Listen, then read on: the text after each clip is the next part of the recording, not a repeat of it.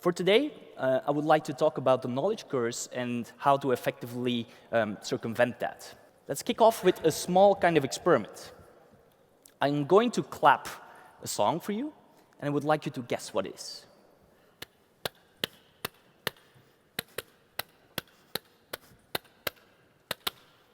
Somebody here who knows what I'm clapping? See some smiles? Not too enthusiastic? Yeah? Any idea? Well, the funny thing was that this experiment was done at Stanford by a set of researchers, and they interviewed about 120 different couples. Only 3 couples were actually able to know which song those researchers were clapping. So it might be my skill, but it seems that this experiment also kind of failed before. Allow me to play the song.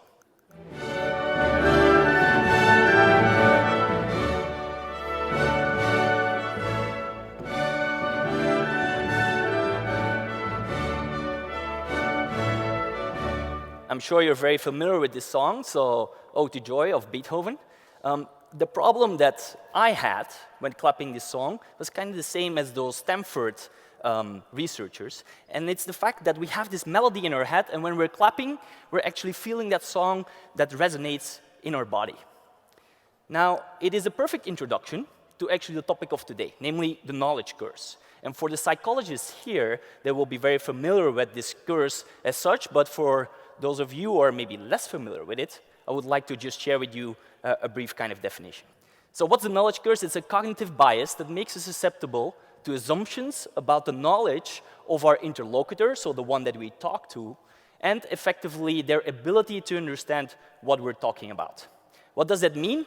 If I know something, I assume that you actually also know it. Yeah? Now, we are here at the IIeX Market Research Conference. Why am I talking about this particular topic to you? Well, I believe that in our job, we actually have this kind of issue quite a lot. Namely, we have 3 relationships where this knowledge curse appears. So first of all, we have on the corporate research side some kind of tension in terms of relationship with the agencies. If I look at myself, there is this whole thing of abbreviations, ET, FC, CLT, CPI. So there's a lot of lexicon that we know, and we make a lot of assumptions, right? Also, there is the tension between the corporate researcher and their stakeholders. So as a researcher, we make a lot of splits. We have a whole deck of 100 pages that we summarize into a summary. But actually, our stakeholders, they want to make a business decision. They want to understand what the action standards are. Thirdly, and that will be the main focus for today, there is some kind of tension in terms of the relationship between researchers and consumers. We know a lot about the products that we're researching. And it might be that the consumers are extremely well educated about the product, but it might be also that they have limited knowledge or that they are not always able to articulate why they do, what they're doing, etc., etc. How do we do shopper research today? We ask questions, we try to figure out what the decision tree is, but in reality, actually, consumers are overloaded with 50,000 SKUs, they decide, 5 seconds per aisle, and they have 50% of the decisions which is made on the spot. So does it then make sense to actually do those batches of surveys all the time? The question that I've been raising also internally in our company is how can we minimize bias when we look at the shopper journey? Well, bias is quite of a complex kind of element. And also, again, the psychologists will be very familiar with this wheel, right? And what I would like to focus on is those cognitive biases. There are so many. There is, on the one hand, that knowledge curse that I just introduced to you, but also there is a confirmation bias. So I have an hypothesis, and I'm just actually looking to confirm that. Secondly, there is this leading question kind of bias. So I'm directing you towards an answer because of the questions that I'm asking. Thirdly, there's a cultural bias. Joris, being a Belgian, is making assumptions of Greg being an American and interpreting from my own reference. It might be very different. Fourthly, there is an observer's paradox. So as we are observing, it might be that somebody actually behaves quite different. Good news, we're here at IIeX, full of tech, full of innovation, very energetic, lots of new things going on. What can we do with all of that tech? Well, if we look at the real supermarket environment, it kind of looks like that. We're going around, we have our children with us, we have our partner, we're talking, there's music going around. And what do we do in terms of conducting research? Well, we ask questions, 20 minutes, 30 minutes, sometimes 45 minutes questions. If we're a bit more advanced, we might use a 2D shelf to have some level of contextualization, important words, and we see the competition, for example. Or we use a 3D store, or if we're really fancy-smancy, we're actually working with VR headset. Huh? All of that exists. My field of expertise is obviously more on the 3D store. Now, the challenge that I want to raise is, how can we actually look at very nice context that looks as natural as possible, have all the benefits of that, but still actually find a balance in how far we go in terms of investment? Now, I don't want to do some overkill. I don't want to just invest because it's tacky. No, I want to find something which is actually optimal in terms of options. For that, two axes. On the x-axis, we have scalability, so that's a proxy for time and cost. And on the other hand, the y-axis, the predictive power. Mapping those different types of methodologies, in focus groups, we're able to conduct typically qual research, understand the why, go a bit deeper, maybe define different types of hypotheses. If we look at surveys, we can scale quantitatively. We can go across different markets. But how about VR, for example, or those beautiful 3D stores and virtual shelves? Well, it's a question that actually a lot of clients ask us. And allow me to elaborate on some of the pros and cons. With VR, it's great to immerse. We can have this full environment of a Walmart, of a Walgreens, of a Carrefour, whatever we want. Also, into that context, we can simulate completely the controlled environment. Thirdly, there's a bit of a complication in terms of normative data. Also, in terms of validation, it's still a bit of a shaky world. But some of the stronger issues that I have is that it is very complicated to run those sessions because you need to bring respondents still to a central location. And that makes it all kind of cost intense and hence lower in terms of sample size. In the future, I assume that will change when we have a VR headset at home, when we have an ecosystem which is developed, so we can run actually with panelists at the home a VR kind of study. In the meanwhile, the fun thing about a virtual environment streamed to a computer screen, for example, is that it's very realistic, agile, scalable, that we have proven correlations between sales uplift, and yeah, we need to give up something, the tactile interaction. We can make it a 3D kind of product, but we don't touch it. One of the most important things for me is, of course, to look at the proper validation. And not only IC validated this approach, but also Professor Burke of Harvard. So what's the fun thing if we work with virtual shelves? We're able to make a proper correlation between expected sales uplift and the simulated one. Shopper is all about space. What's the currency in digital? It's time. Especially if you scroll to a Twitter timeline, it goes so fast, so quick.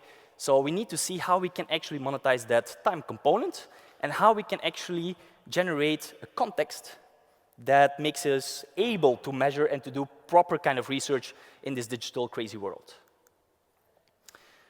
For social media, there are two possibilities.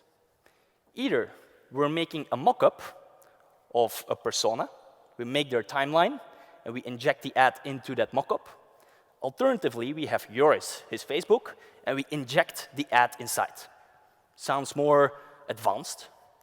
But if we look at some data from our internal studies, it seems that an ad in a mock-up is actually explored longer, whereas in a injected respondent's feed, there is some more kind of scrolling in terms of speed, higher visibility of the ad, but overall, the insights are converting.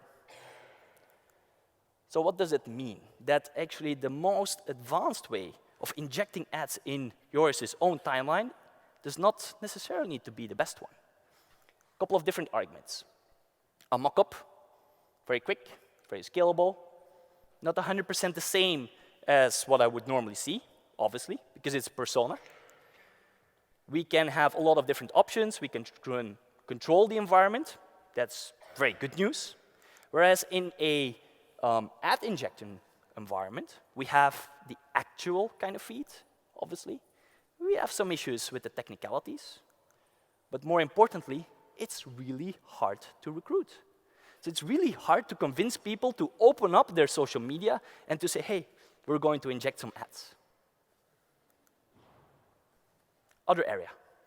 Social media, you guys are very much acquainted with, but something which is very much of interest to me is advertising on a retail.com kind of website. So if we double in Europe our e-commerce sales within the upcoming 4 years, I think this is going to be a bit more of a hot topic. What did we do? We did some research on a set of different categories, from cereals to coffee to cleaning products to chocolate.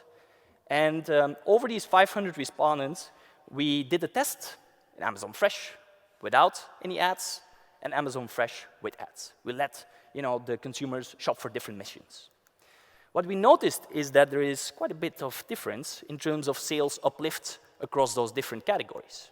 But overall, about 14% increase. Different reasons, the ad, the category, the consumers. But what is interesting for me is to see that at the top of the page, an ad is browsed for about 3.9 seconds, a banner at the side, only 1 second. This is the most frequent way that we advertise on an e-commerce environment. What does that ad do? It generates more product seen, more time spent on the PLP, but most importantly, it will generate a 14% sales uplift. So this type of context is going to be way more important into the near future. So if we adjust a digital environment, we need to be mindful of different types of elements. Yeah. So first of all, we have the content before the ad, after the ad. Needs to be, I would say, balanced, so we can benchmark. We need to be aware of the creative direction, so interaction, for example, sound, scrollability. Thirdly, we need to be mindful of that position. Why is that position important? Well, there are different levels of visibility. At the top, we can expect 94%. In the middle, 89%. At the bottom, 75%. So all of that we need to map into our research design with different cells, different positions. Also, the in-context component, the behavioral component, is not the only thing to look at. It's obviously very important. That's why I'm talking about context to you and how that can alleviate the knowledge curse. But also we need to look at the content, especially likability and impact. There are different ways to measure that. Facial coding for engagement, if it's video, for example. But in most studies that we conduct, there's obviously a survey component. Winner, that's easy, the match between a high kind of context performance and also the content. But it becomes interesting when we have a very good kind of survey performance, but maybe not on the behavioral side. So there is some unused potential. Or alternatively, very high behavioral performance, but low kind of content performance. So if we do some digital testing, we need to be mindful of profiles, timelines, the combinations. We need to be careful with very controversial topics, for example. We need to be mindful of similar posts. So all of that is pretty straightforward. To close the conversation, a couple of recommendations after having done a set of studies on contextualization. First of all, we cannot assume anything. So also as researchers, we're highly biased. So think about how we can use a contextualization, how we can learn about the behavior of a consumer, and to actually conduct better research. Secondly, it might be very smancy-pancy to do VR, or very advanced kind of techie work. But does it actually generate the right insights? Can it be agile enough? Can it be scalable enough? Thirdly, if we look at digital world, and especially the example that I gave on advertising on a product listing page on e-commerce, for example, do we have some level of advancedness in our toolkit today? For brick and mortar, we very much know what we do. But how about digital? And last one short is if we look at winning ads, obviously, that contextualization is very important, but also we need to be able to make that bridge with the content as such. Thank you very much. Thank you, Joris. Then I have a question. Is there also Please. situations in, for example, e-commerce where context does not add value? It's an interesting one. I think it obviously depends on what type of research we're doing. Is it on a very strategic level? Do we want to understand the behavioral component of a specific website? Or do we have a tactical kind of challenge?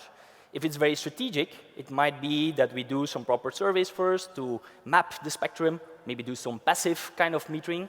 If we look at the more behavioral component, it definitely needs to be in context for that website. If we do something more tactical, then we need to iterate, we need to make different executions, do A/B testing, ABC testing before we deploy that at scale. Okay, thank you. And a question has come up, and it is more than 50% decision made at brick-mortar shelf. How can we implement this at injection context testing? Yeah, at injection we can think about it, but if so many decisions are made at the first moment of truth, I personally believe that your product on shelf needs to deliver the performance. And some companies are more advanced in terms of mapping it out. I would say a Procter, but also Reckitt Benckiser, for example, have a very strong belief that at the shelf, it needs to be clear what the benefits are, so it can make that convincing kind of element. So we don't have time to educate a consumer, for example, at the back. Yeah?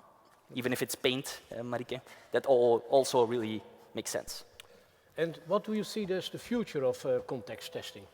Oh, well, I believe that AR, for example, if that becomes a bit stronger in terms of possibilities, if we can plug in our current methodologies into that, that makes the digital layer that we have in store way more advanced. So I think that's very exciting.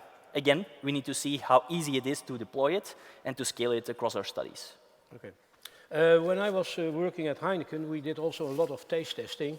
Yeah. And there people always, so the marketing people had then as comment when their product was tested bad, or the production people, yeah, you have not tested that in the real context. Yeah. So we started testing in a lab and in a bar, and there was no difference at all. Yeah. Even it was when we were blind testing, the people didn't accept that in a bar to taste. Yeah. What's your reaction on that? Huh. Well, do you remember?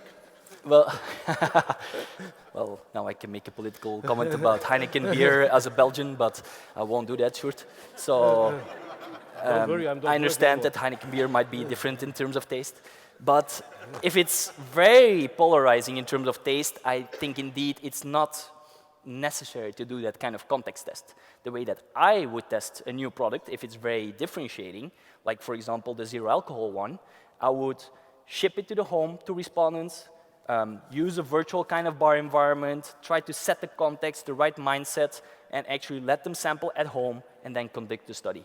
So that's the way that I would do it. Obviously, if it's too bad in terms of taste, then we don't need to do the context testing. That's right. Okay. Thank you very much, Joris. Thank you, Sjoerd. Okay. En een warm applaus.